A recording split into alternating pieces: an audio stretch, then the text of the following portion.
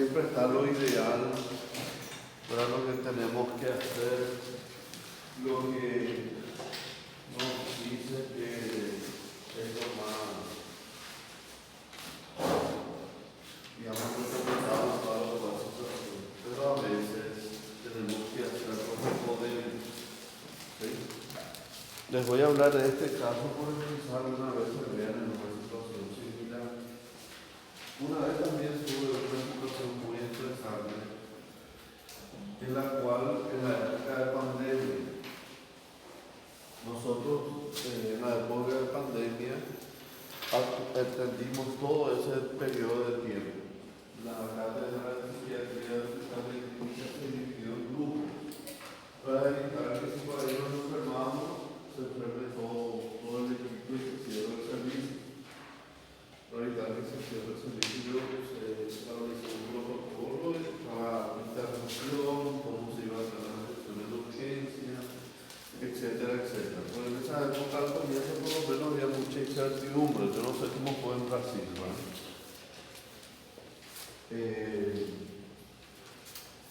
Se había habilitado un sistema de telefónico también para que la población pueda llamar en casos determinados para recibir algún tipo de organización, atención o ayuda.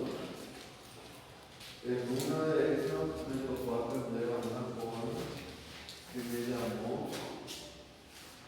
desde una terraza, un balcón,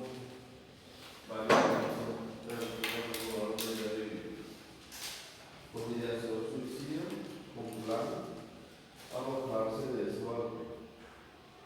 Y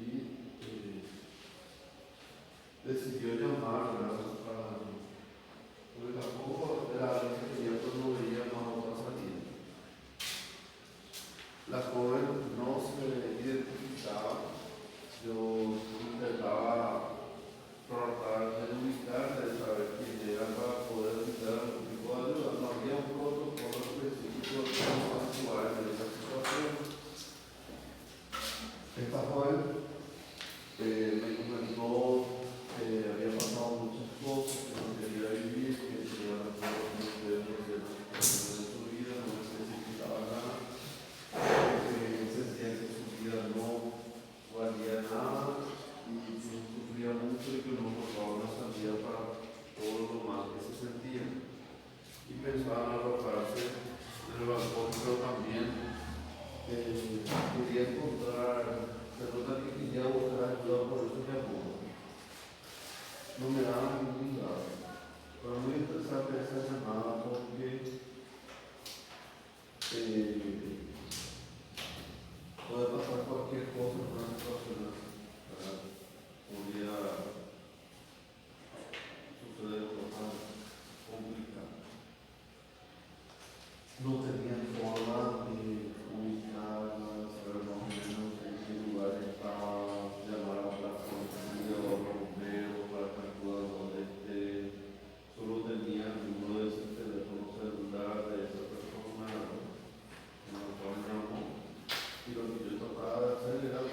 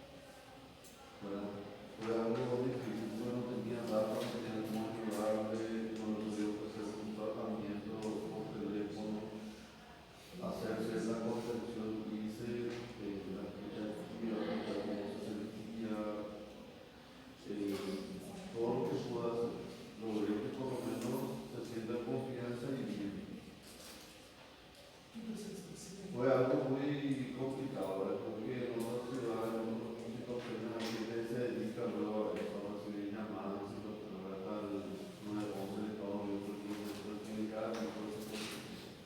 Entonces, una situación que nosotros no teníamos planificado, fue algo que se hizo como contingencia, porque no había más consultorio de psiquiatría. Entonces, para evitar que las personas lleguen a no tener algún tipo de soporte.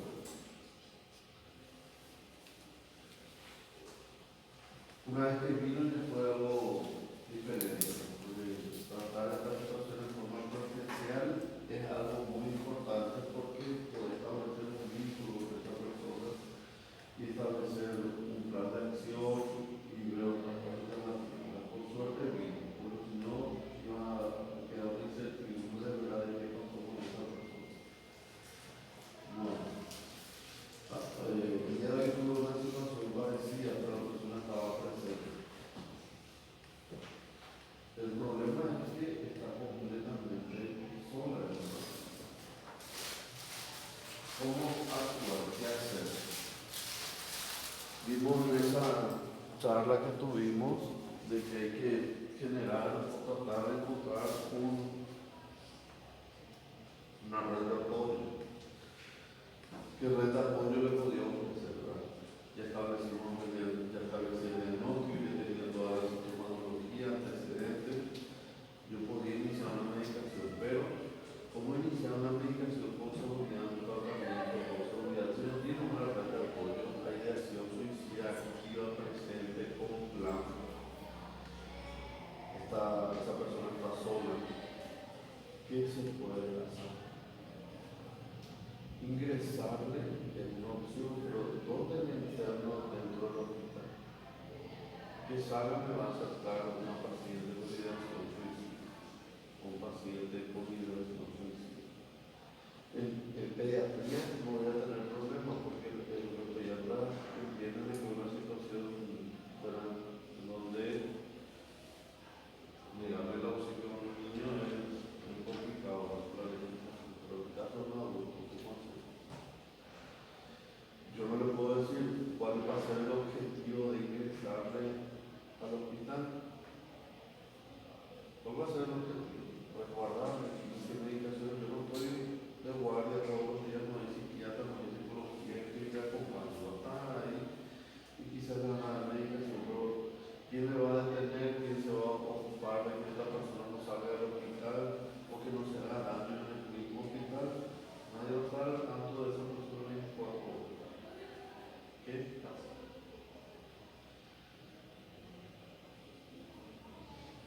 Se trata de establecer un vínculo, se trata también de brindarle una opción y se trata de llegar a un acuerdo, se hace un contrato con esa persona, en donde uno asume la responsabilidad y esa persona también se compromete con uno mismo. Bueno, dice, bueno, yo ahora soy tu tratante, yo ahora soy también tengo cierta responsabilidad en una acción de todo. La responsabilidad de esta persona en cuanto a las consecuencias de lo que esa persona también va a repercutir. Busque factores protectores que le ayudan en esos momentos de pensamiento suicida, que le ayuda a sostenerse, de que a veces el tema de que piensen en esas cosas, que piensen tal cosa, y que usted en un lugar de trabajo, que trate por lo menos irse por lo menos en un lugar donde haya. Después viene el problema, lo que yo le sugerí es el ambulatorio intensivo, que es la opción que se siguiente a la intervención. Le voy a controlar a través bastante seguido hasta que incluya el pensamiento suicida. Y también ya la intervención farmacológica. Le explicamos que tiene que tratar de ayudarse a cualquier situación de riesgo. No le puedo yo decir que se encargue de su medicación una persona que no sea absolutamente confiable, porque también a darle medicación le puedo ver, si esa medicación, por ejemplo,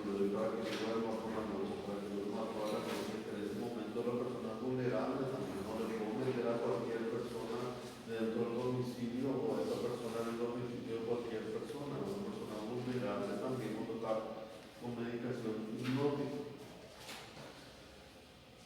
Entonces se complica. ¿Qué hacer en esa situación? Yo tengo que hacer un contrato con esa persona de que vuelva a su control en tanto tiempo. No vino, iba a hacer algo y no lo hizo. Yo tenía ya medicación que yo por médico en su casa y tenía que traer la medicación, no lo trajo. Entonces uno se queda así pensando. La medicación que yo le di exactamente la dosis necesaria para ese tiempo que yo le estoy esperando. ¿Sí? Pero tiene que tener en cuenta de que uno hace hasta donde puede. Las consecuencias de las acciones de otras personas muchas veces nos pueden hacer sentir responsables de la decisión de otra persona. Yo no sé, espero que no hagan nada, pero les digo, uno hace hasta donde puede, uno tiene límites también.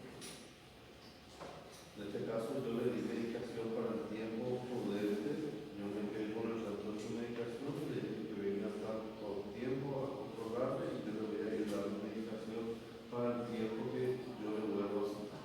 Tampoco estoy todo el tiempo en el hospital, no puedo yo hacer un seguimiento muy seguido, ¿no? Que hay varios médicos iguales que se van turnando, etc. Entonces, y lo que uno le brinda también es la situación de que uno realmente está interesado por su problema, genuinamente uno se preocupa por esa persona. Y es así. A veces nos quedamos con esas preocupaciones, ¿sí? Porque, ¿qué pasa? Sí, ¿qué pasa? Pero lo que yo les puedo explicar es que un traslado no me va a aceptar. No tiene condiciones para ser ingresada, para ser trasladada a Asunción, no me van a aceptar en otro hospital y cosas así. Entonces se estableció lo que se pudo hacer. Bueno,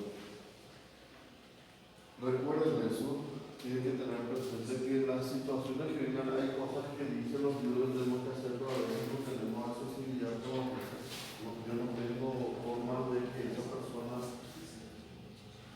y todas las posibilidades, pero no puedo yo tomar las medidas, ¿sí? Tienen que tener en cuenta que por lo menos vean lo más que puedan hacer, que esa persona también se dé cuenta que uno está comprometido con ayudar a esa persona. Pues eso le da también una esperanza y hay otras opciones a esos pensamientos que tienen. Bueno. ¿Alguien me quiere preguntar algo?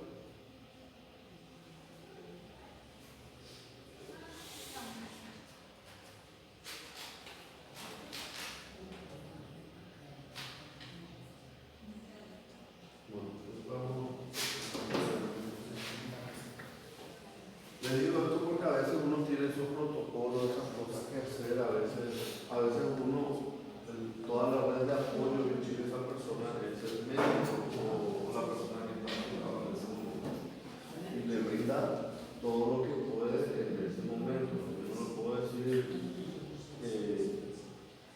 dar otras opciones, entonces tienen que darle las opciones que ustedes pueden. Pero lo más importante es que esa persona note que uno le quiere ayudar y también uno le quiere. Yo pienso que voy a volver, pero me preocupa que no estaba con su medicación. ¿Sí? La medicación que tenía, que antes le dije que esa medicación iba a suspender y que tenía que traerme, estaba acompañada por alguien, no sé por qué no le dijo, yo le dije también tenía que traer esa medicación.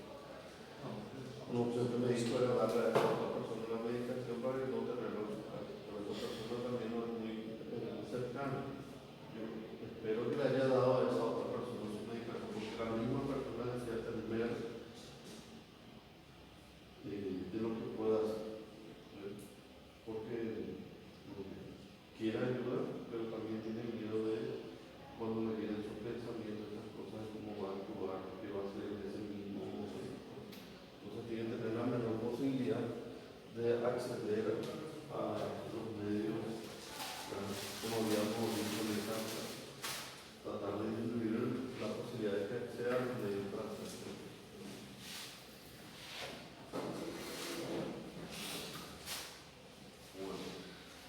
Hoy vamos a hablar de otros trastornos entonces del grupo de los trastornos de ansiedad que vamos a ver. Uno de ellos es el trastorno de ansiedad generalizado. ¿Sí? La ansiedad generalizada se caracteriza por una dificultad de la persona para relajarse, para estar tranquila, constantemente está angustiada, pensando, dando vueltas. Yo no sé si llegamos a hablar de ansiedad generalizada, creo que llegamos hasta trastorno del mutismo selectivo, creo que llegamos. Bueno, la persona constantemente da vueltas en los problemas, las preocupaciones, o lo que tiene que hacer, anticipa lo peor a veces. Se siente muy agotado, cansado. Toda esa energía que consume, todas esas preocupaciones, ese tiempo, tiene sus repercusiones.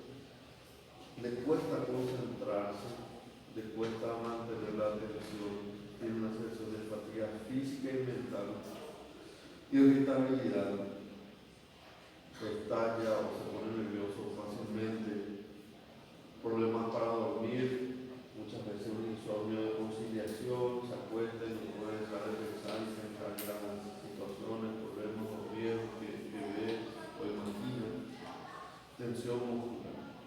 ¿Sí?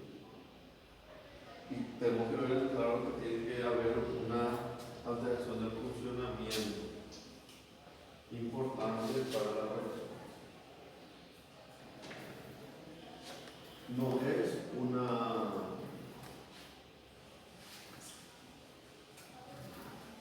es poco frecuente, tiene una frecuencia importante. La persona se preocupa por todo, por cosas así de la vida cotidiana, ¿sí? Por la economía familiar, la salud de los miembros de la familia, porque las cosas estén todo en orden, etc. ¿Sí? Generalmente estos síntomas están presentes por unos 6 meses o más.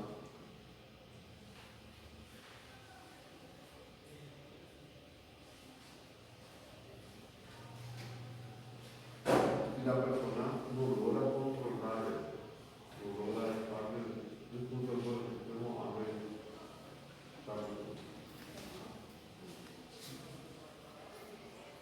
No es ansiedad episódica que uno tiene, no es ansiedad que uno puede sentir ante un. ¿Qué le pasa al teléfono?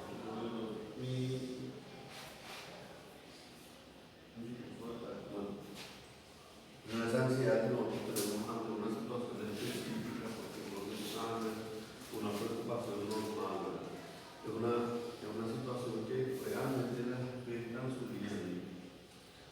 La persona que funciona correctamente no logra hacer su actividad, las pospone, te angustia, está todo el día quizás planificando para que todo salga bien, pero no logra hacer nada.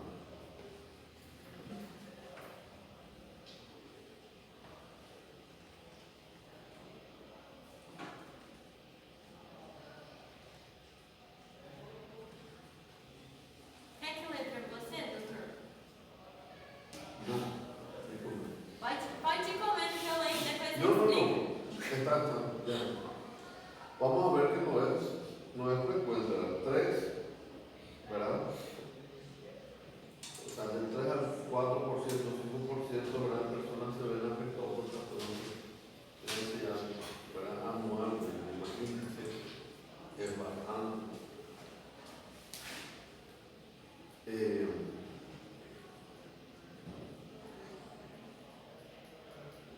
También tenemos que Brasil ha hablado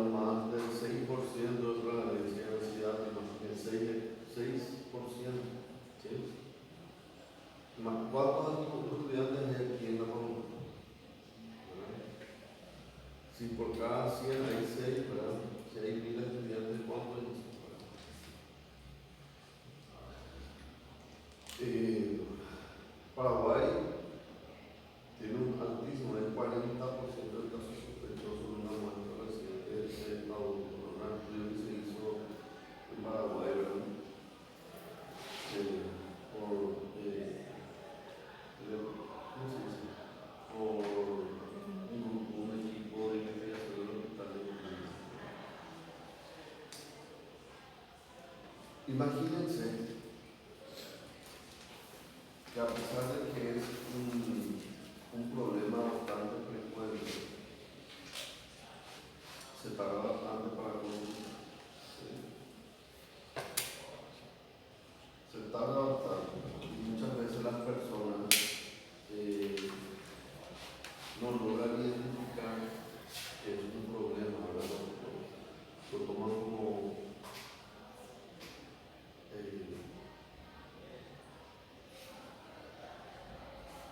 una persona que es nerviosa, ¿verdad? Una característica de la persona, o algo que no lo puede modificar o que va a quedar siempre en esa persona. Y es lo que se puede dar.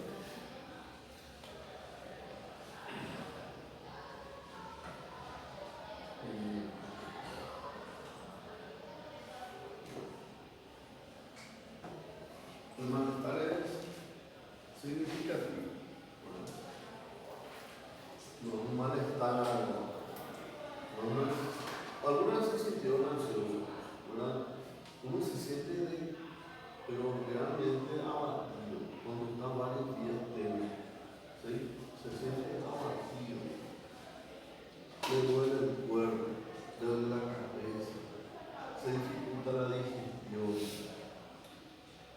El sueño no es reparador, a veces se duerme entrecostado, uno se despierta, piensa en lo que le está dando vuelta en la cabeza, en los problemas, sueña inclusive con esas cosas. A veces la persona no logra realizar sus actividades en forma porque constantemente no se concentra, le vienen estos pensamientos angustiantes en la mente, ¿verdad?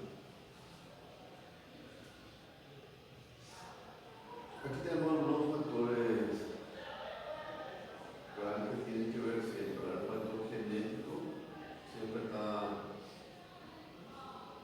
hay que ver si hay personas en su historia familiar con síntomas de ansiedad.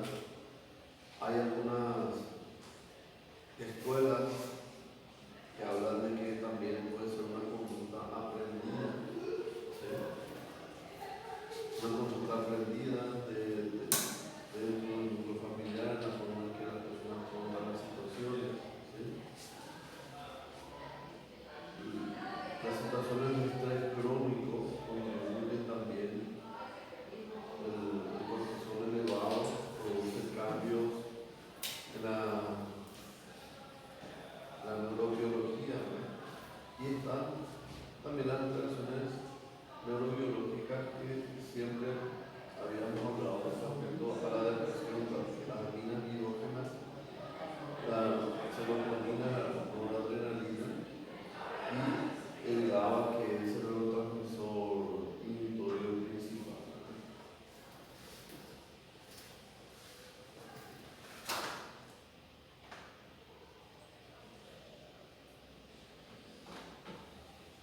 Van a ver que muchos de los medicamentos que nosotros utilizamos para la ansiedad ya los hemos estudiado para el manejo de la depresión, ¿sí? Porque están viendo estos neurotransmisores participan en varios de las vías relacionadas con los estados emocionales, el control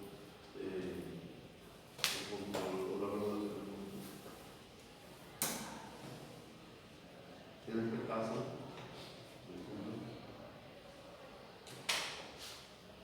también vamos a ver que se utilizan medicamentos que actúan sobre el receptor GABA, como las benzodiazepinas.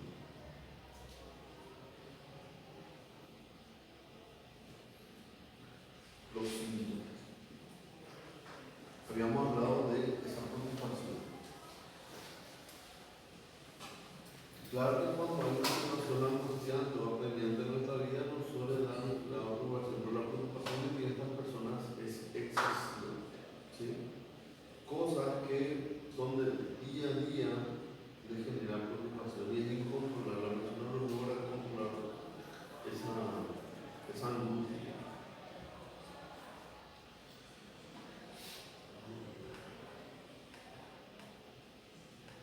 Imagínense, a veces los familiares ya le pierden la paciencia, ¿verdad? Porque esa persona todo el tiempo está con los pelos de punta, como se diría, todos los tiempos está alerta, todo el tiempo habla de posibles, no vaya que hacer esto, porque esa cosa me hace salir de noche, no vaya. Yo tenía una paciente que, por ejemplo, se angustiaba tanto conocería a sus hijos, se preocupaba por todo, le gustaba tanto que conocería a sus hijos, que tenían que llamarle cada rato. Imagínense ustedes salen con su pareja, su novio, o están acá en la voluntad y cada rato su madre le esté llamando para saber si está en la voluntad, si está en clase, si no le pasó nada, porque se preocupa, no puede dejar de preocuparse. Bueno, los síntomas físicos, esa fatiga es algo que muchas veces se sienten agotados, cansados, pero no pueden, están todo el tiempo angustiados, activos y no pueden dejar de estar así. Por más de que estén cansados, se sienten fatiga, hay tensión muscular, muchas veces se quejan de dolores del cuello, de la espalda, dolor de cabeza. A veces van a consultar por esas molestias más que por la ansiedad de sí, científica del interrogatorio. Los trastornos del sueño, para como les dije antes, se manifiestan por la dificultad para conciliar el sueño o un sueño que dura el tiempo. Por ejemplo, está 8 o 9 horas acostado, pero no es preparado, no logra descansar. Porque cuando duerme superficialmente y no descansa, se despierta ante cualquier ruido o se despierta sobresaltado, etc. Hablamos también de esa dificultad para concentrarse. La persona le cuesta realizar las actividades porque no logra centrarse en lo que está haciendo. Su mente vuela en preocupaciones, da vuelta, está rumiando, dando vueltas a las posibles consecuencias de cada cosa.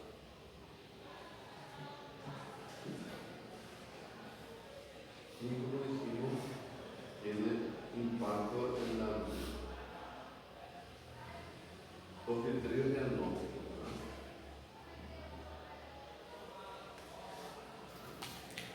Esto lo van a leer en el DSM, los criterios.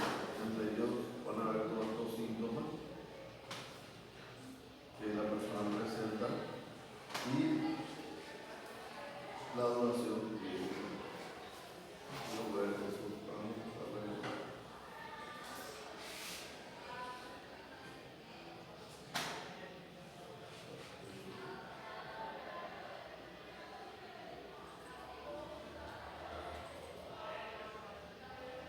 Ustedes se dan cuenta de que estoy re cansado. Apenas quiero.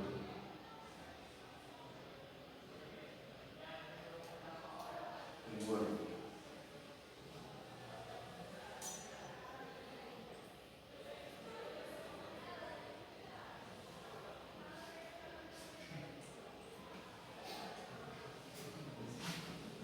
¿Cómo hago para que este salga de aquí?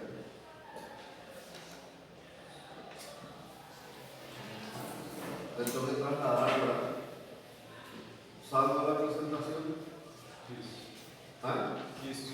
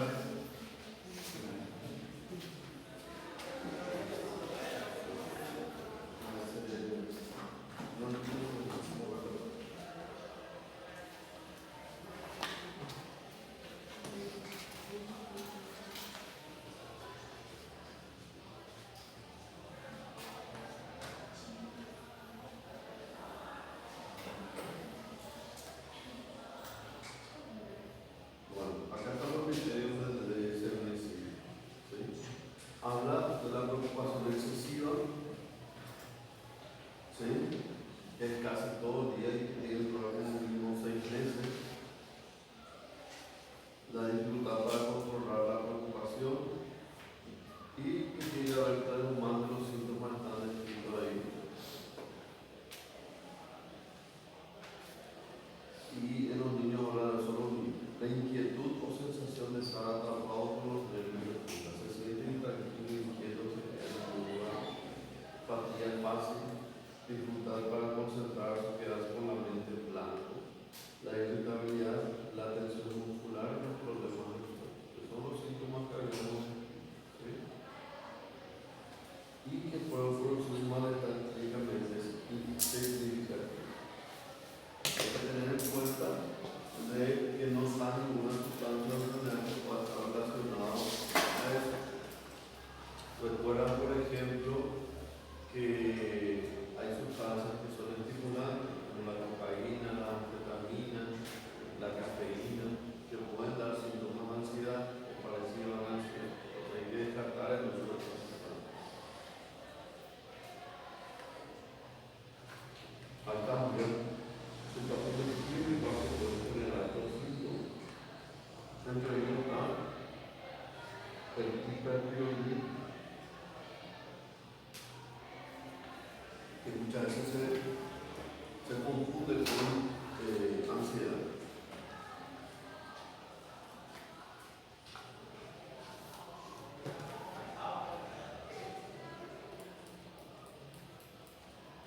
Así.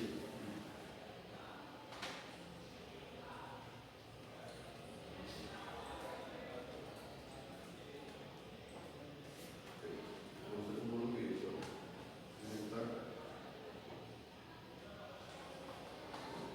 ¿Cómo era que es?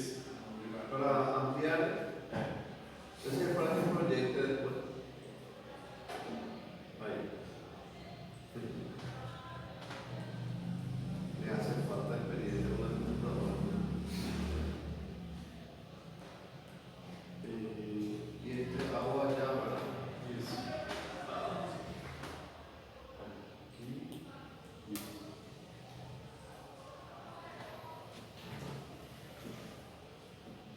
Hay que tener en cuenta los diagnósticos diferenciales que estaba comentando.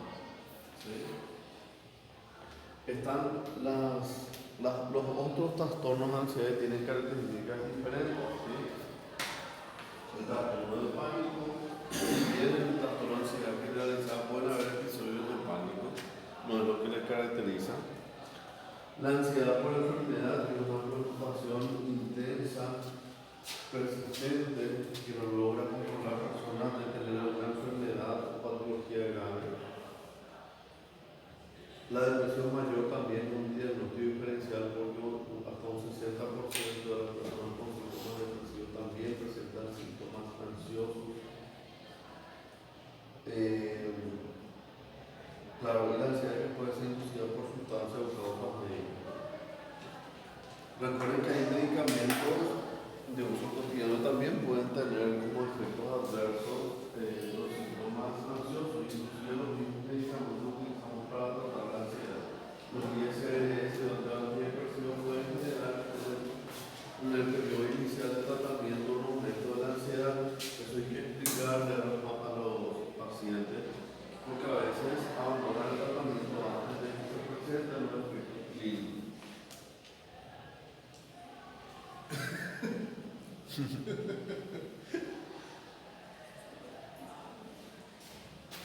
Entonces, pregunten medicación. No solamente buscar los síntomas, ¿sí? No solamente buscar ese punto de los criterios, hay que ver si hay otros factores que pueden contribuir. Pregunten las enfermedades de base, si tienen tratamiento, si usan medicamentos o sin prescripción médica, que también están el consumo de café o de sustancias estimulantes, etc.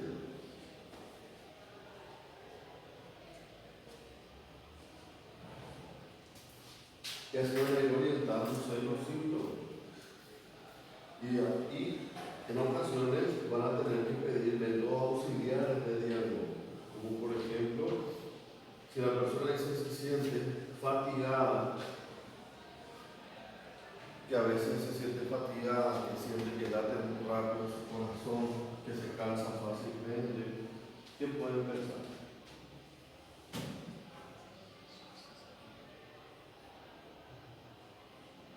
Pero ¿qué pasa? Son síntomas muy específicos. Estoy fatigado, me cuesta concentrarme, la persona viene y dice no, me canso muy fácilmente, me siento agotado fácilmente. ¿Qué pueden pensar? ¿Qué pueden pensar cuando una persona les dice estos síntomas? Muitas coisas.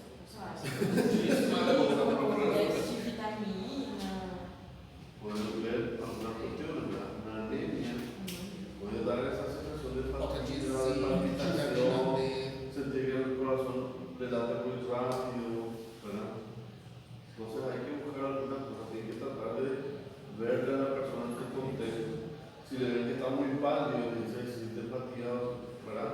Hay que ver, ¿verdad? Se le pide un hemograma, se le pide un perfil tiroideo, ¿verdad? Hay que ver si tienen antecedentes de uso de fármacos antitiroideos también. ¿Por qué? No solamente tenemos que pensar en el hipertiroidismo, ¿verdad? Generado por una patología.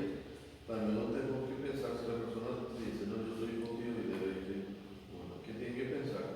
Que puede ser un hipertiroidismo iatrogénico, porque la dosis esté tomando dosis mayores o subiendo mucho los niveles de T4 por la medicación, ¿verdad? Entonces esas cosas hay que tener en cuenta. O déficit de magnésio e zinco também ocasiona, principalmente nos homens, essa crise de irritabilidade, ansiedade. Se puede ver otras cosas, ¿verdad? Las opciones terapéuticas, ¿verdad? Psicoterapia, ¿está? La psicoterapia otra vez está la terapia cognitivo-conductual como primera línea, tanto la depresión como la ansiedad suele ser la de primera línea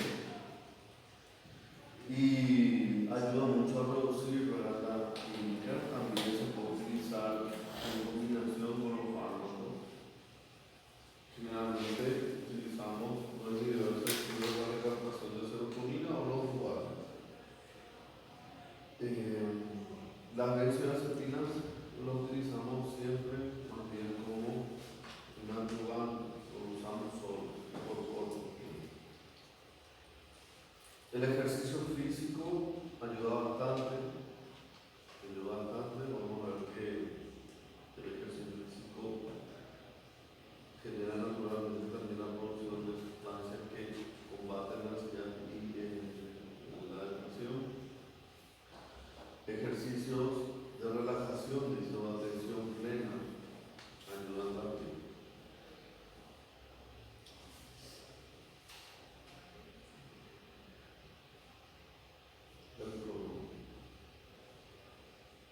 El curso general es crónico, pero con momentos de mejoría y momentos en los cuales empeora.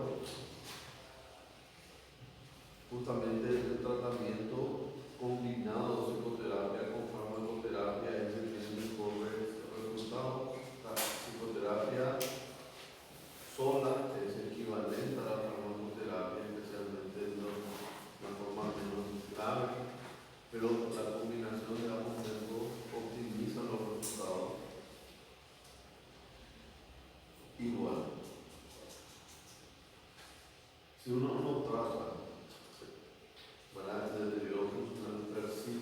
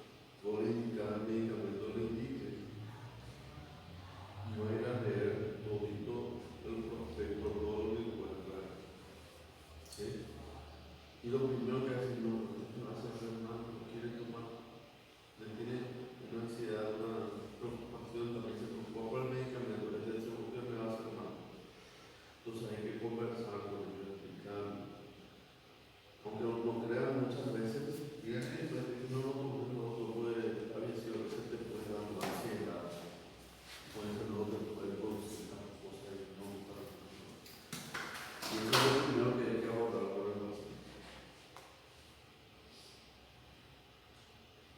Bueno, señor, yo les dejé algunos escritos también que acompañan a cada diapositiva para que puedan leer.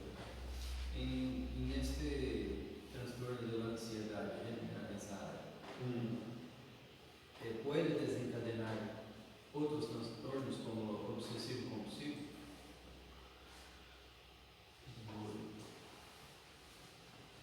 Pueden haber comorbilidades, ¿sí?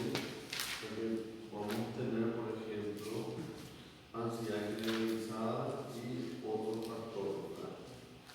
Hay factores de riesgo, sí, pero así como un desencadenante, no. A ver, ¿qué me queda entonces? En serio que yo estoy a 2%, pero mañana lo que viene pensar en eso más ya me hace. Vamos a ir. Les voy a hacer rápido cada presentación para poder hacer una comparativa, porque al final, si nosotros vemos los trastornos de ansiedad, si nosotros vemos los trastornos de ansiedad, vamos a ver que cada uno parece sencillo, pero después diferenciar lo que es aquí. Bueno, el trastorno de pánico.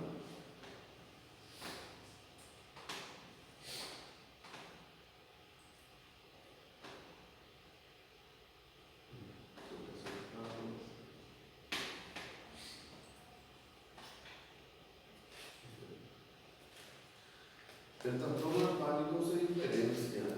Bueno, tenemos que hablar primero que es un episodio de pánico.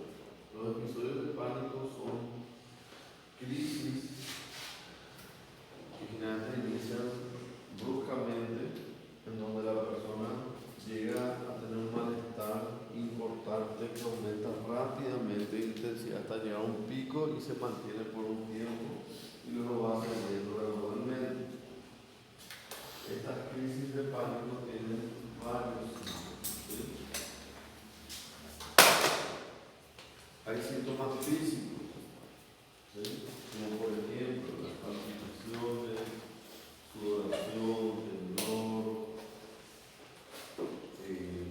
sensación de debilidad, de desmayo, opresión del pecho, sensación de falta de aire o sensación de nudo en la garganta.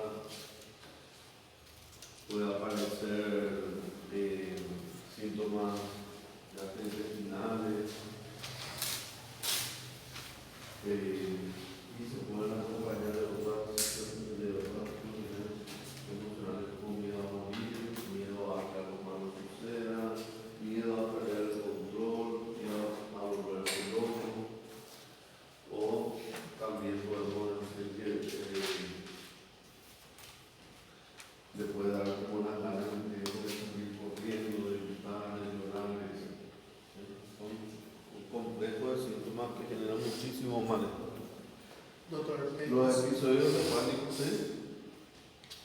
tem pessoas que não conseguem nem sair, por exemplo, vamos dizer assim, moramos acá, ela não consegue nem ir tipo, até no hospital, ela tem uma crise e não consegue ir só.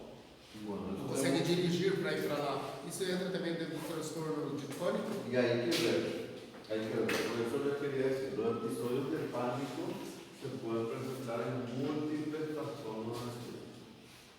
Los episodios de pánico son esos episodios que les digo, ¿verdad?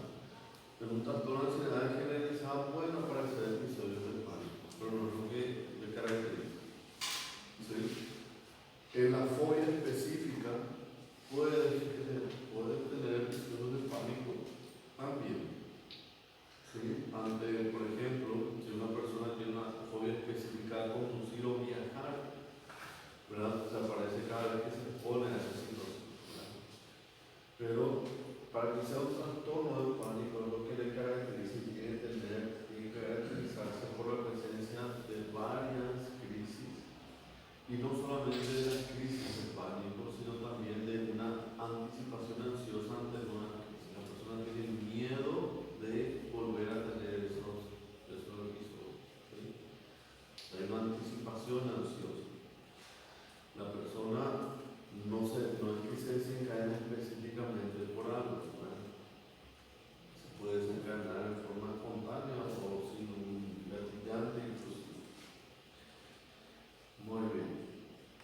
Entonces implica ataques de pánico, y aquí está la palabra, inesperados y recurrentes. ¿Sí? Son inesperados y recurrentes. No es, por ejemplo, los ataques de pánico que se presentan exclusivamente en la persona cuando se sube en un ascensor. Ahí puede tener un ataque de pánico la persona anterior subirse en un ascensor, pero solo y exclusivamente lo ocurre en esa situación. ¿Entiendes? Entonces, la persona sabe que si se va en esa situación o se pone en esa situación, lo va a pasar mal. No, en este caso los ataques de pánico son inesperados, se presentan una tras otra, ¿verdad? A veces diariamente hay personas que tienen crisis, pero muy intensas, y a veces inclusive tienen varias crisis, ¿verdad? 6 crisis a veces en el día por año. Había pacientes de 3.000 que tenían crisis de pánico una tras otra, por ejemplo. Hablamos de los síntomas emocionales, hablamos también de los síntomas físicos, ¿sí?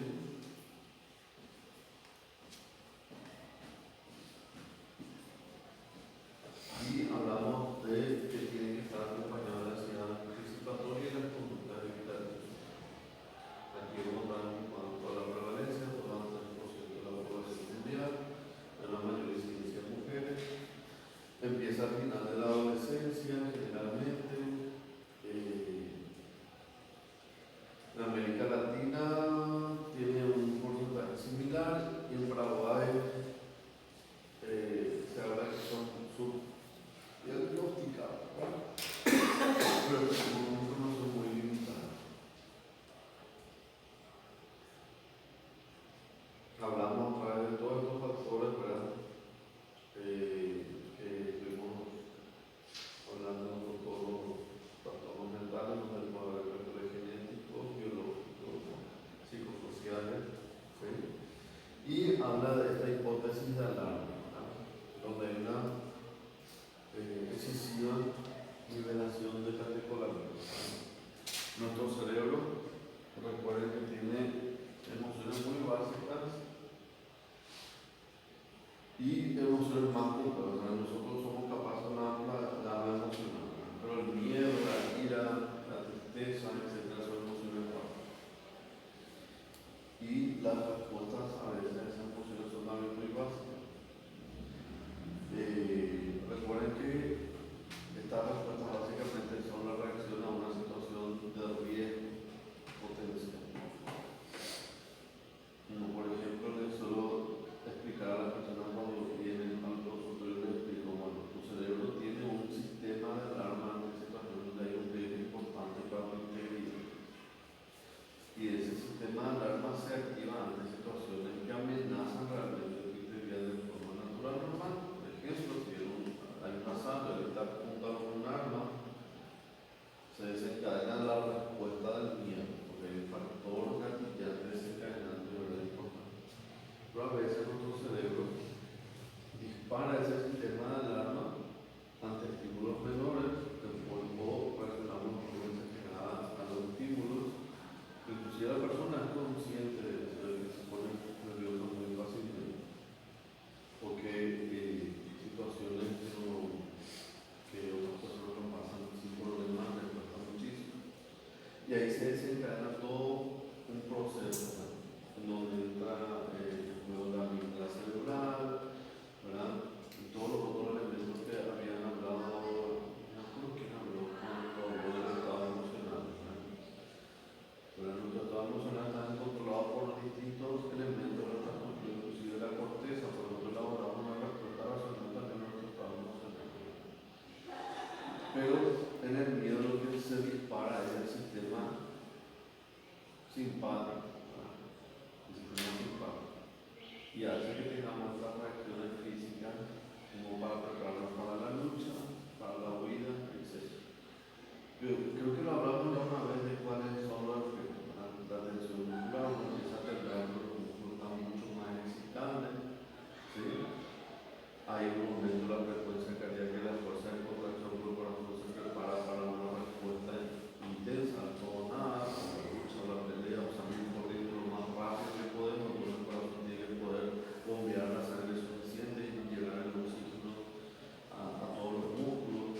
la respiración también parece que se acelera, se vuelve, ¿verdad? Porque nosotros dice hay que oxigenar, porque vamos a necesitar oxígeno para todo lo que nos viene. Aumenta la presión arterial, las personas se quedan pálidas porque se redistribuye el flujo sanguíneo a las zonas de emergencia, a los músculos, al cerebro, para actuar rápidamente, para saber cómo actuar, etc. Entonces los síntomas de una persona así, siente las palpitaciones, siente la sudoración, se le erizan los pelos, se queda pálido, tiene esos temblores, la sensación de opresión del pecho. Começa a transpirar. ¿Ah? Es como una terapia, como un aumento de la sensibilidad de esos grupos sistemas de alarma. Aquí está la clínica, ¿verdad? Lo que le caracteriza a un trastorno hepático son, por lo menos, ¿verdad? Evidentemente, los episodios del pánico, ¿verdad?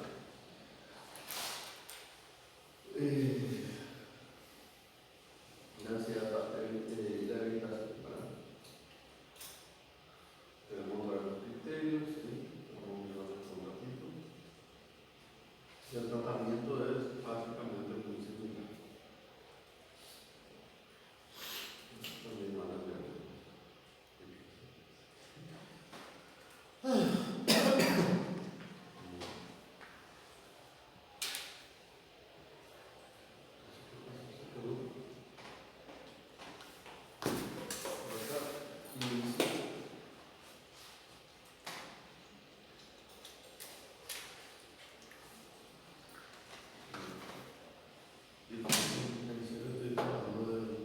Ser más ameno, pero ser fuerte.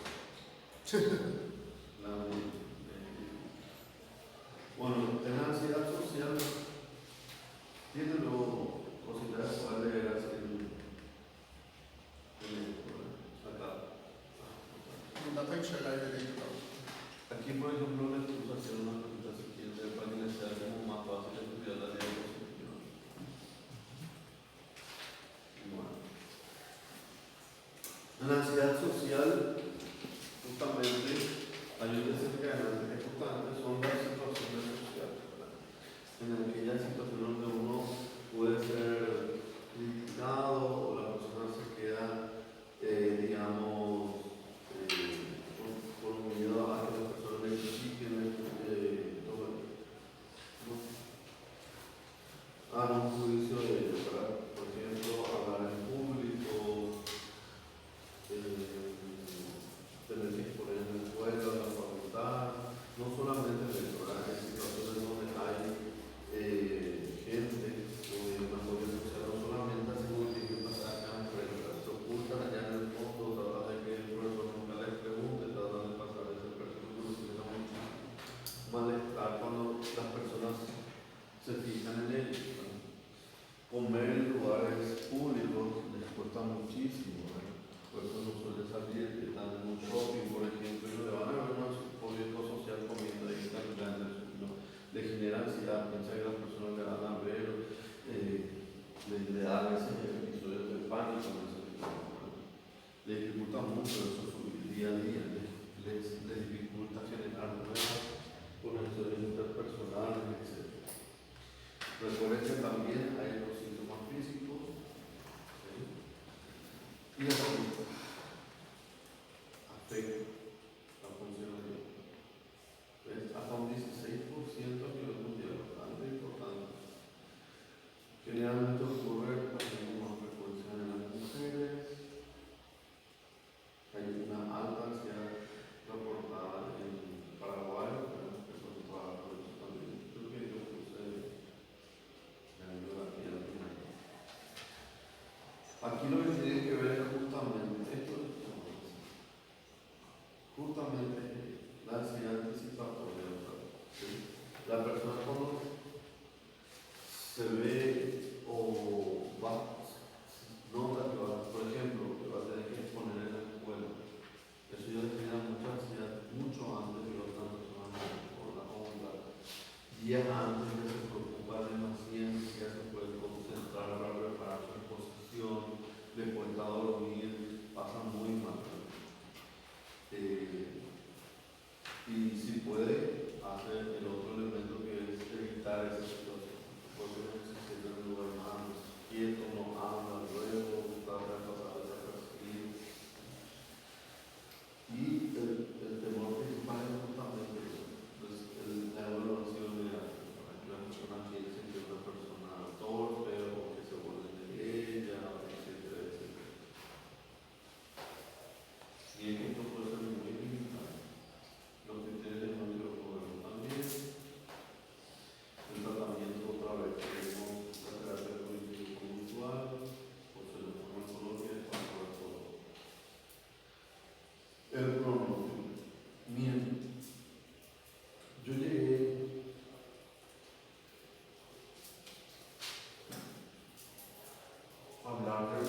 una consulta a una paciente, una persona que no tenía vida social para nada, totalmente ausente. Yo que le hablé son una de las primeras casas. Son una joven que, si bien estudió en la facultad de la universidad, están siempre en el fondo de un lado, tenía muchísimo malestar, no tenía que participar en clase. Terminó su facultad, pero no podía empezar a trabajar porque justamente siguió dando, no era algo exclusivamente para estar con gente, pero que le contrataban para atención al público, imagínense.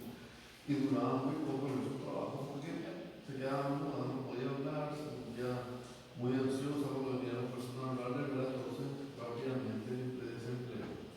Y eso generó mucha frustración en el campo y derivó en un trastorno depresivo. Cuando vino por síntomas depresivos, ideación suicida, aislamiento social importante.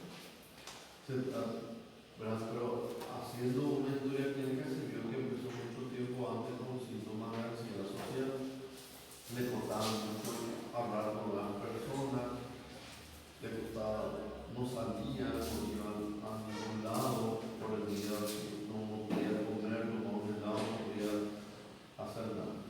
Se fue trabajando gradualmente, se hizo medicación. Con la medicación se trata de disminuir los síntomas al exponerse a estas situaciones sociales y después se fue haciendo en conjunto con una psicóloga que trabajaba conmigo lo que se llama una exposición gradual. ¿Verdad? Primero tenía que irse con alguien al shopping, por ejemplo, cada cierto tiempo, después tenía que ir a pedir, preguntar por algunas cosas en el shopping, a veces irse sola y así fue ganando más confianza. Se hizo terapia cognitivo-conductual también y finalmente con el tiempo logró trabajar, logró desenvolverse, logró recuperar su vida social, inició una relación de pareja, mejoró muchísimo su bienestar en su día a día, logró trabajar en lo que estudió. Es importante el tratamiento, los cambios que puede generar en esa persona. Pues los trastornos son muy limitados. Imagínense una joven que tenía la inteligencia, tenía todas las características para salir adelante, ¿verdad? Inclusive la fortaleza, porque imagínense cómo terminar la facultad a pesar de sentirse con estos síntomas y las situaciones sociales. Pero si ustedes le veían al comienzo cómo cambió después, es increíble. No hablaba muy despacio, no lograba establecer, mantener el contacto visual, se notaba con la cabeza baja, ¿verdad? La consulta sí era difícil, generaba ansiedad, estaba hablando con el médico y finalmente la funcionalidad que tuvo después normal. Pero, doctor, ¿no? la fobia social puede evolucionar un trastorno depresivo. Sí, puede generar un trastorno depresivo. O sea,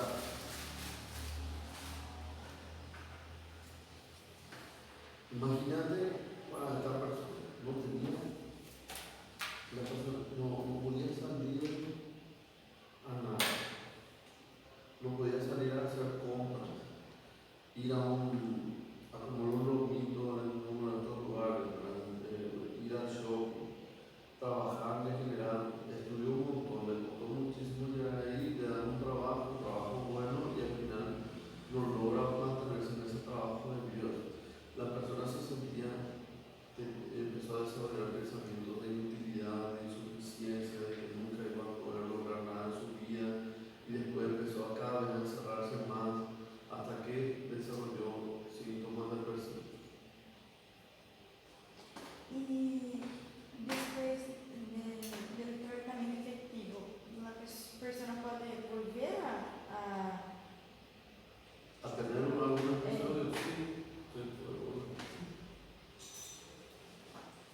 pero para justamente en la psicoterapia.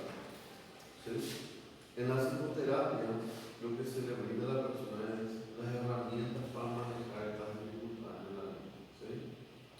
Ahí, por ejemplo, la persona se aborda los pensamientos relacionados con, por ejemplo, la terapia cognitivo-conductual, con ese, la persona le vienen pensamientos como automáticos, por ejemplo, piensa que va a ser ridículo o que las otras personas son mejores o que va a ser todo mal o que no va a poder hacer tal cosa y va a quedarse callado o simplemente con la mente en blanco al pasar un corriente que va a pasar una humillación y todo eso le viene ya. Entonces se le ayuda a cambiar esos patrones de pensamiento y también las conductas. En vez de evitar las situaciones, se le ayuda a la persona a ir afrontando las situaciones gradualmente hasta que se normalice su respuesta a esa situación. ¿Sí? Como una desensibilización. Entonces la persona tiene más herramientas y generalmente la psicoterapia ayuda a reducir o ayuda a mantener a largo plazo la respuesta del tratamiento. Agorafobia, un tipo de ansiedad también que se presenta en ciertas situaciones. No sé si la fobia específica, la fobia específica es la ansiedad se presenta en situaciones muy específicas. Ahí tengo presentaciones de eso, pero voy a hacer así nomás. Recuerden esto, yo les digo, una persona puede tener miedo a algo y por ejemplo a la persona le parece irracional, no logra controlar, ¿verdad? Yo por ejemplo le puedo tener miedo intenso a las mariposas, ¿verdad? Y hay gente, por ejemplo, las mariposas son insectos tan lindos y tienen muchos colores, no, pero para mí me da terror. La persona dice, bueno, ¿qué te parece una mariposa? Bueno, pero la persona sabe que puede, en su mente, puede racionalizar que es una racional, pero no logra controlar, ¿no? Miedo irracional. A veces la persona no logra controlar a una situación o objeto específico. La situación específica puede ser, por ejemplo, estar en un lugar cerrado. Otra situación específica puede ser algún tipo de animal, insecto. Puede tener miedo, por ejemplo, a volar en aviones, puede tener miedo a estar en lugares altos, ¿sí? Miedo a las inyecciones. Van a ver mucho también así que la persona se desespera, grita, todo, ¿verdad? Que a veces inclusive las inyecciones pueden tener reflejos de nicotina, desmayarse, miedo a la sangre. Imagínense, son cosas que imagínate si trabajan ustedes de cirujano y le dan una fobia específica a la sangre. Bueno, pero esas son situaciones, digamos, desencadenadas son síntomas desencadenados por situaciones específicas. La persona le genera muchísimo malestar o evita directamente esa situación.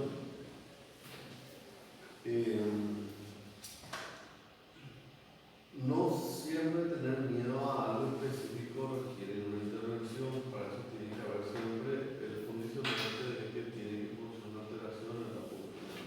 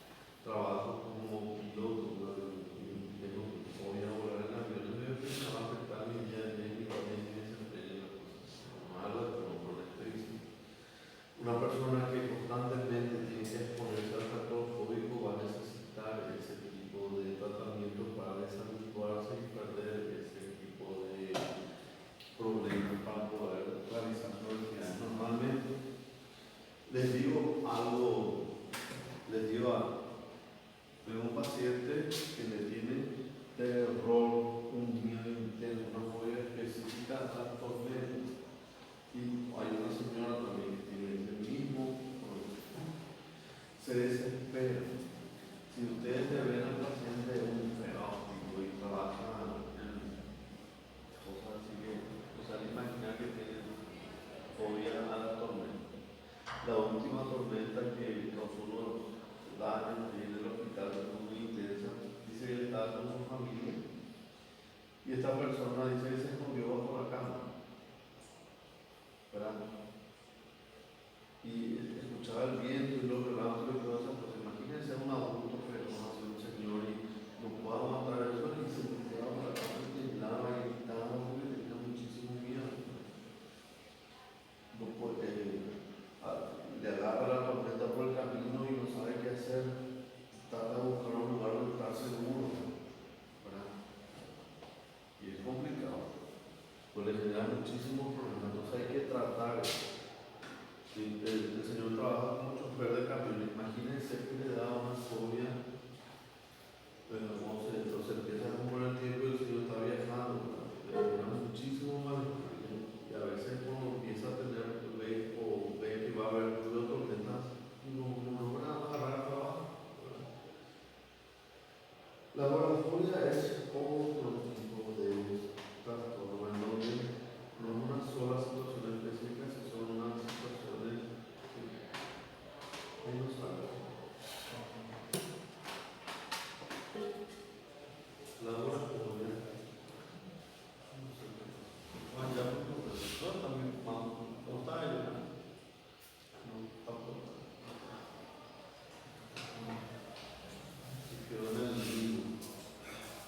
Bueno, la agorafobia, la respuesta se hace presentar en situaciones específicas, ¿verdad? Como estar en de dos o más de estas situaciones. Por ejemplo, viajar en transporte público, ya sea en colectivo, en tren, en avión, en taxi. O, por ejemplo, estar en espacios abiertos o cerrados, estar en una cancha de fútbol, o estar en un ascensor, o estar en una habitación cerrada. Cuando hay múltiples personas alrededor, por ejemplo, en un concierto, en una discoteca, en una fiesta, o cuando hay un lugar donde se encuentra solo y obtener ayuda sea muy difícil, son situaciones específicas. Y los síntomas son muy prácticos. La prevalencia es con el reactor, las manifestaciones clínicas también son muy similares. Tratamiento parecido a ver como lo siento, pero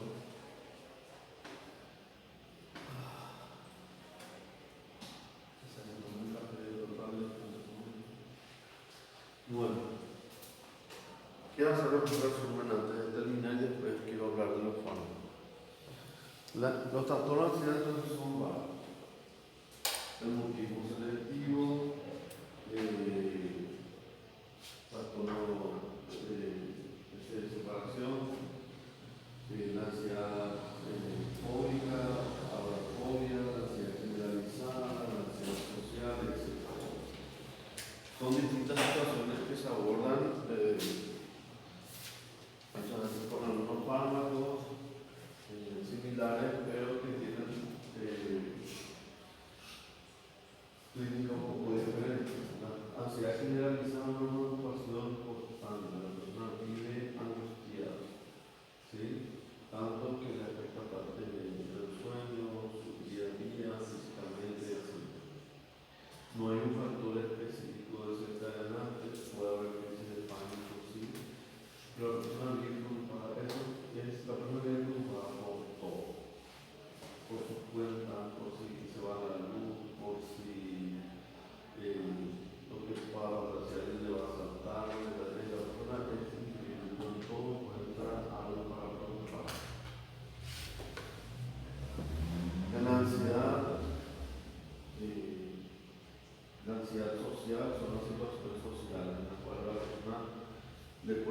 muchísimo afrontar esas situaciones, de donde la interacción con otra persona le deja expuesta al juicio, a la crítica.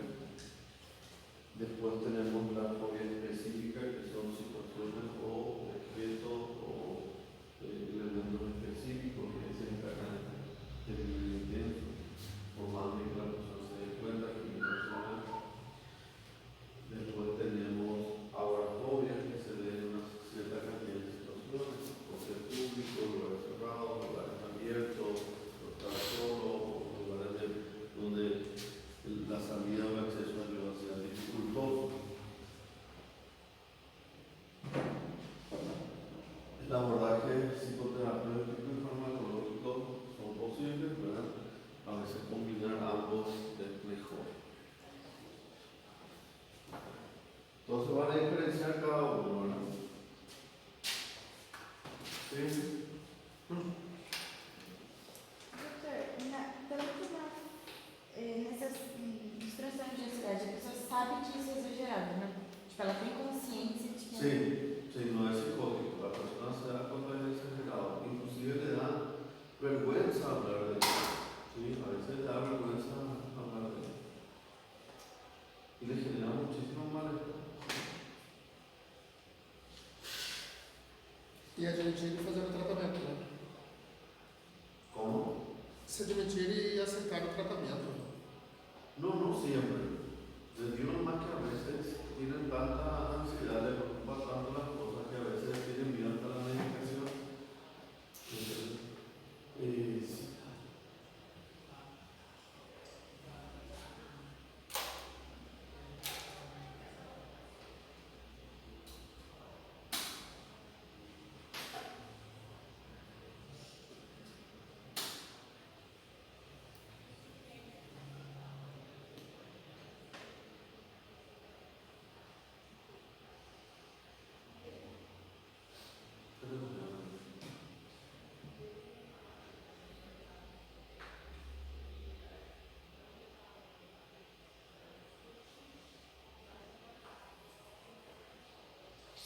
Bueno, acá tenemos algunos algoritmos. Creo que pueden usar en otros.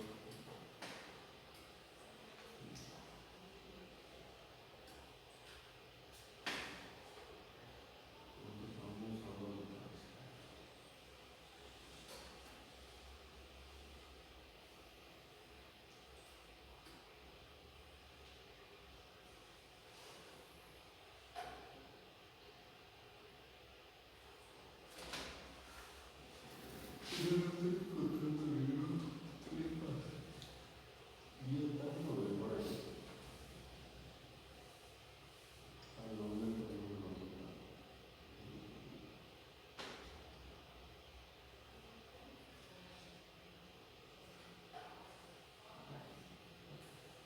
a mí me ayudó a buscar un pedido que está hecho.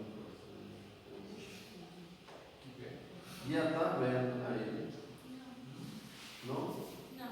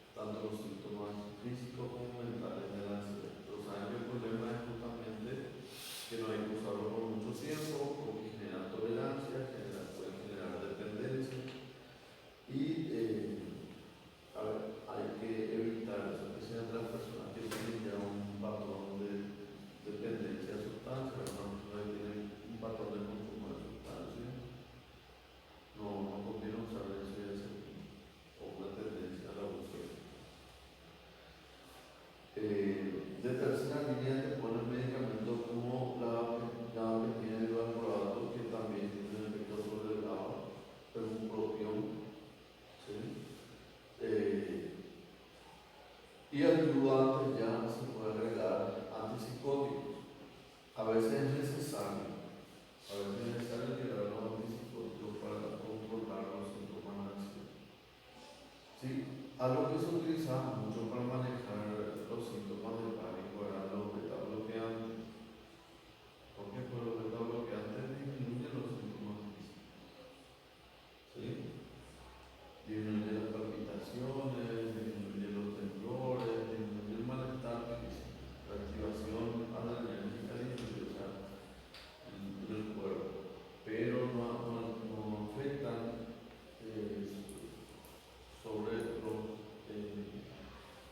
sobre los síntomas mentales. ¿Sí? Igual la persona sigue con un miedo terrible, pero solamente no se le nota, o sea, no tiene esos cambios que habíamos dicho que se generaron por la enfermedad de mente. Ustedes ya conocen los síntomas respecto. En la ansiedad generalizada vemos que nos da como primera línea la fluoxetina. ¿Sí? Acá se agregó como primera línea un medicamento que quizás conozcan, la pregabalina. La pregabalina, pero no es como funcional. ¿Sí? La pregabalina se puso también como primera línea de la ansiedad generalizada. Recuerden que la pregabalina para producir también son dolencias. Así que atención cuando van a combinar. ¿Dónde está en segunda línea de la pregabalina?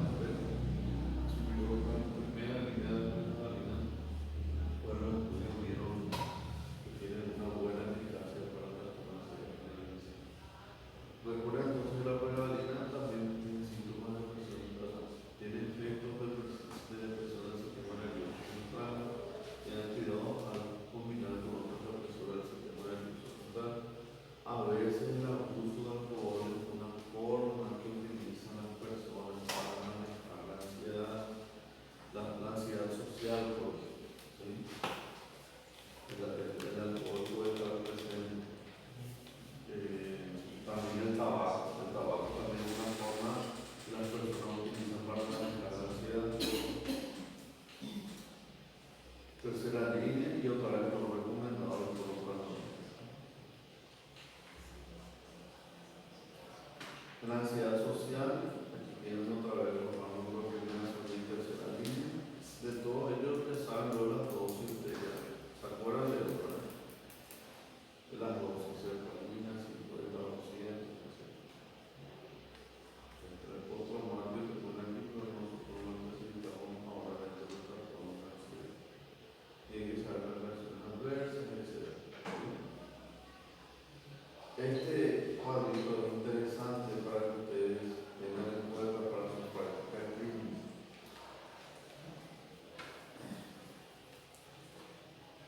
Algo que vamos a ver después. Yo sé que están cansadísimos, así que vamos a hacer un receso, pues yo quiero hablar un poco. Necesitamos hablar un poco de otro tema que por lo menos empecé a trastorno obsesivo compulsivo, ¿sí?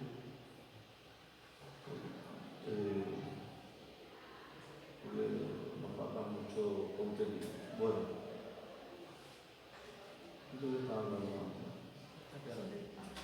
Esta tablita, siempre. Es muy importante tener en cuenta esta tabla. Hay otros libros que tienen también. Hay un libro de Gabriela Hoppe, se llama. No, olviden ese nombre, es mi compañera de trabajo.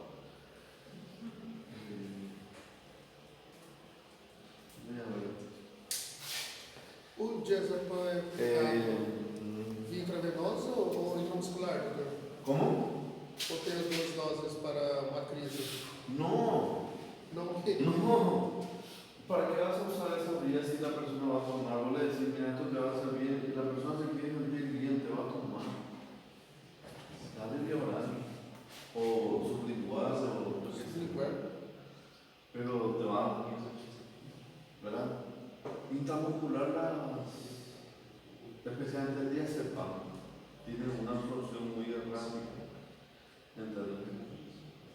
O sea que no se absorbe tan bien, tan uniformemente por vía intramuscular el diazepam. Utilizamos sí a veces cuando cuando usamos una emergencia, un paciente agitado, que no acepta medicación, etc., necesitamos intramuscular, porque una persona que está luchando contra vos es muy difícil que vos le pongas una vía venosa, porque se va a arrancar, se mueve, Porque encontrar la vena, entonces, ¡pum! Mucho más sencillo. sim, foi assim que eu vi na emergência. Sí, pero yo te digo, en la emergencia vas a usar, generalmente en la emergencia vas a usar alprazolam, que tiene una vía media corta, ¿sí? Porque vos Como querés que- tem o diazepam no hospital. Bueno, pero para una crisis de pánico, Crise de convulsão. para convulsiones vas a usar diazepam, pero para una crisis de pánico no utiliza para tener usar alprazolam, porque alprazolam, porque tiene un inicio de acción un poco más rápido, dura un poco menos tiempo que otros medicamentos, pero le va a ayudar a la persona que sale a su crisis de pánico rápido. Naquela crise En rápida. 15, 20 minutos ya va a estar, ¿verdad? Mas, ô, prof, você fala de diazepam em... Qual que é a coisa que você falou, Luiz? Convulsiva. Intravenoso. Sí, se utiliza eso. Intravenoso. Las benzodiazepinas tienen efectos anticonvulsivantes, ¿sí? Diazepam, midazolam, todo eso lo puedo utilizar. Diazepam, la ventaja de diazepam es que tiene una vida media larga, ¿verdad? No es de que está inyectando cada rato, ¿sí? El midazolam nosotros utilizamos en anestesia también, como inductor de anestesia se utiliza el midazolam, o como sedación, ¿sí? Pero yo le estoy diciendo utilizar esto bioral para el manejo de las crisis. ¿Cuál es la importancia de tener en cuenta la equivalencia de dosis? Bueno, tengan en mente esto. Yo les digo que quizás hubo otras clases mejores. Yo sé que habré dado clases mejores, pero yo quiero que entiendan algo para no ir sin decir algo importante. Cuanto menor vida media tienen, la benzodiazepina, ¿qué pasa? Más rápido la persona genera tolerancia y más rápido la persona genera efectos de rebote cuando se suspende la medicación y son más intensos los efectos de rebote.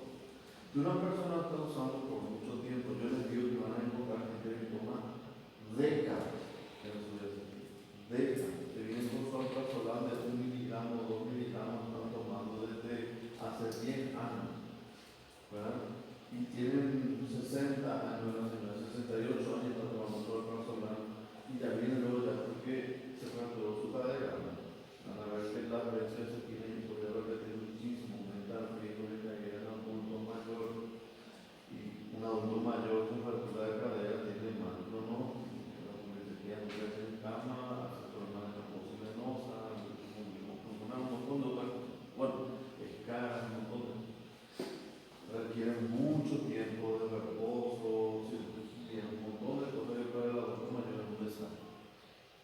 Entonces, cuanto menor vida media, más rápido tiene la tolerancia, más rápida es la respuesta a su tendencia, el efecto rebote es más intenso.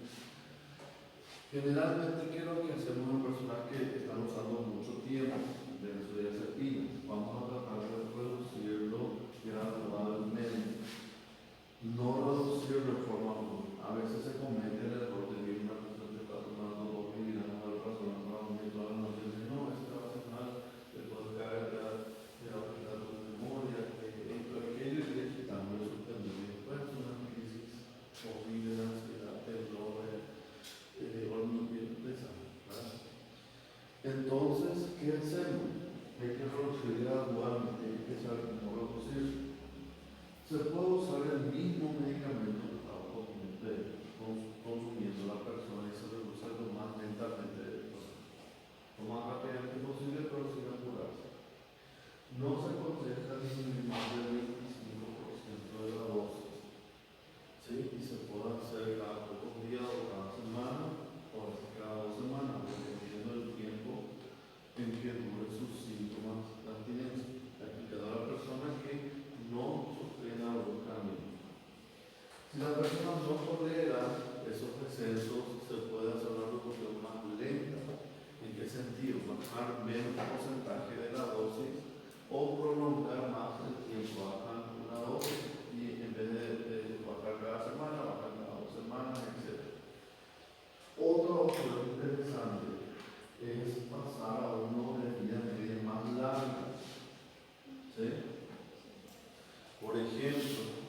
la señora está tomando 2 miligramos de alprazolam. Y ya, ese ya no se duerme, ¿verdad? Hace mucho tiempo. Trataron de bajar esos 2 miligramos, está trabajando, yo qué sé, 0,25 miligramos por semana en un tubo. No puede bajar, baja un poquitito y la señora le sube, porque se siente muy mal. Entonces pueden pasar a una vía media larga, como el diazepam, o uno un poco más largo, como el clonazepam. O sea, el diazepam tiene vida media más larga que el otro, pero pueden darle uno de vida media más larga a dosis equivalentes. ¿Sí? ¿Por qué? Porque vida media más larga, los efectos de rebote tardan un poco más y no son tan menos intensos. Entonces, si ya tomaba 2 miligramos y sabemos que 0,5 miligramos equivalen a 0,5 miligramos de alprazolam equivalen a 0,25 de clonazepam, entonces 2 miligramos de alprazolam van a equivaler a 1 miligramo de clonazepam. Entonces ustedes le pueden dar 1 miligramo de clonazepam. ¿Sí? Pero ¿qué pasa acá? La alprazolam tenía de esta manera su utilidad.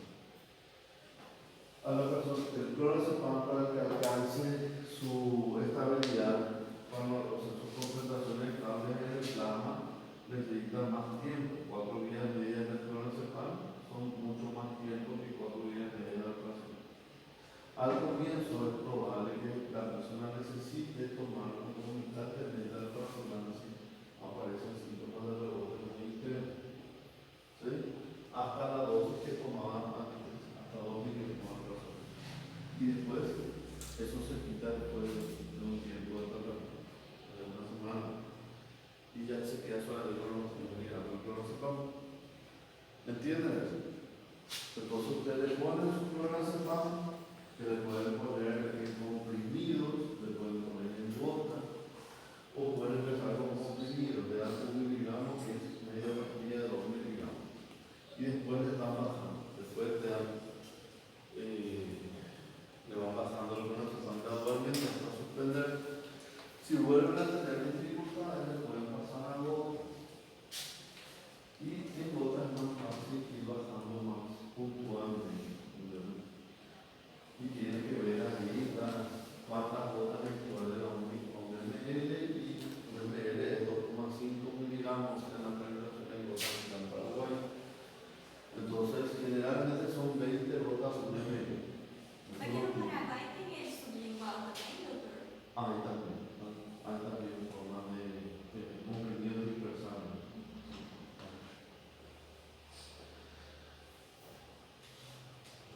Las gotas, ustedes pueden pasar a gotas equivalentes. Si le dan 1 miligramo de clonazepam, tienen que saber a cuántas gotas equivalen.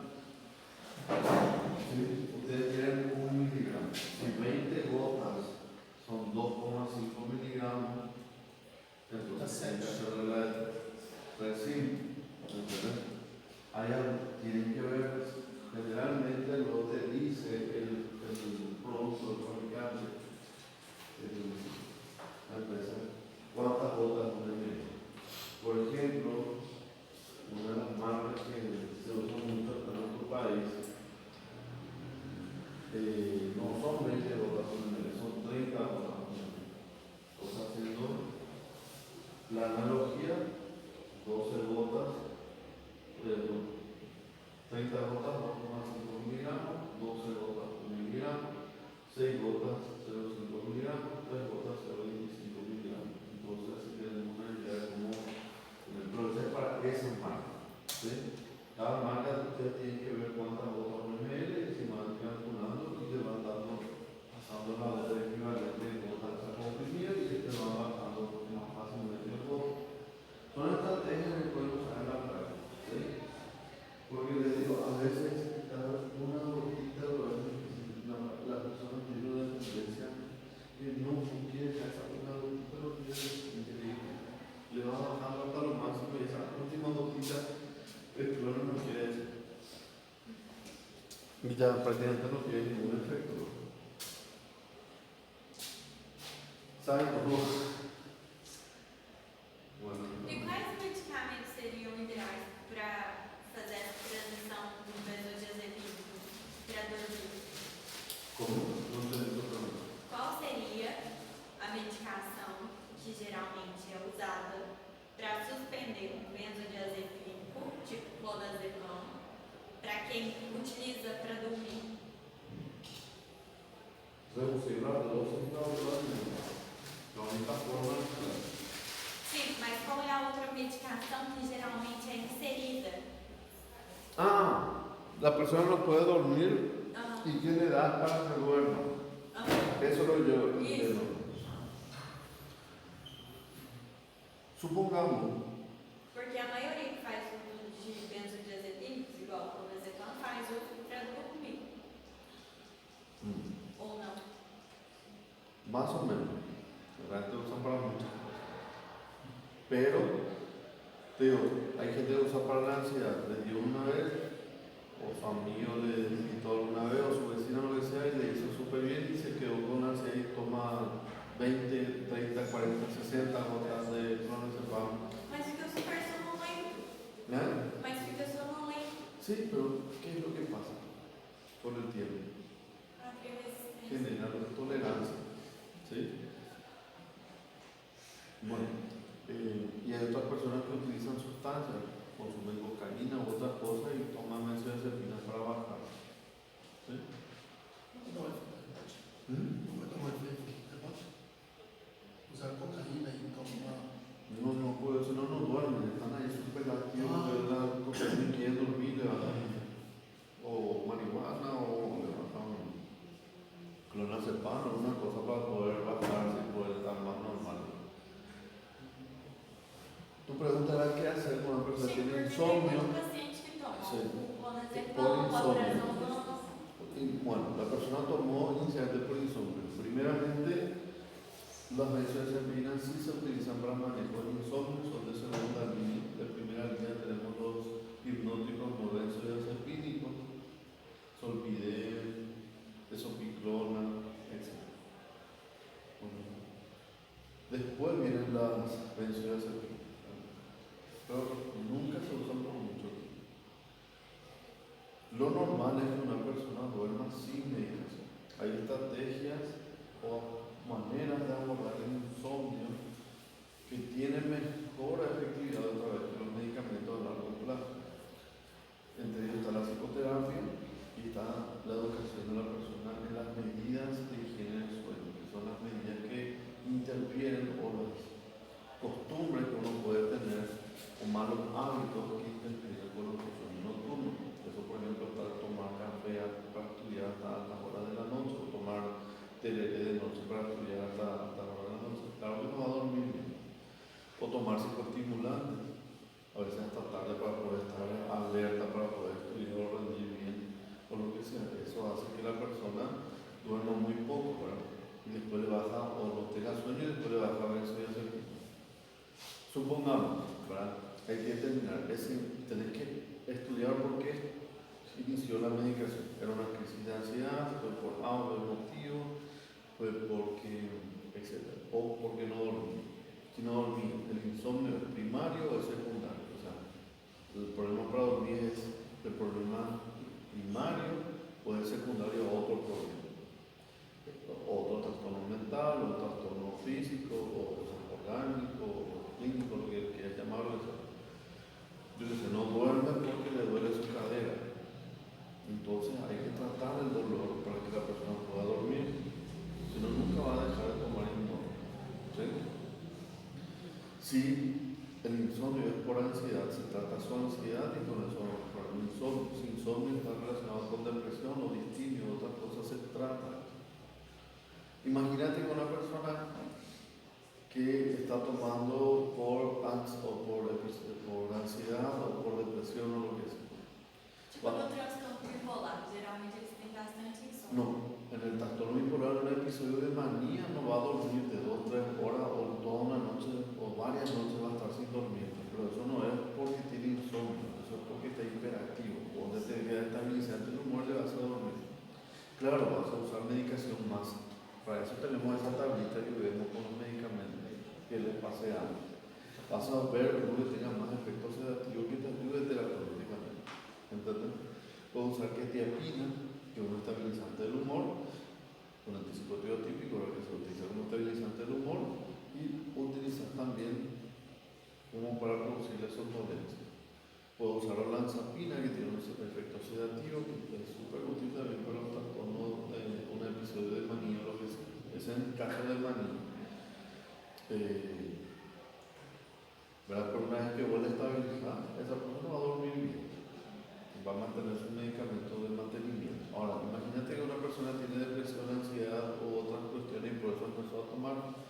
Bueno, puedo utilizar un antidepresivo, un ISRS con efecto sedativo, por ejemplo, paroxetina le puede ser útil para dormir de noche.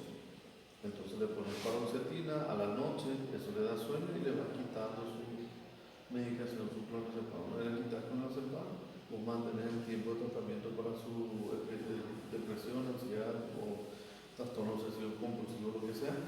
Le mantenés ahí esa medicación y después vas quitando, la persona tiene que recuperar el sueño. Mientras tanto vos trabajás sobre los hábitos del sueño y todas otras cosas. Si puedo utilizar otra medicación, mirtazapina, genial.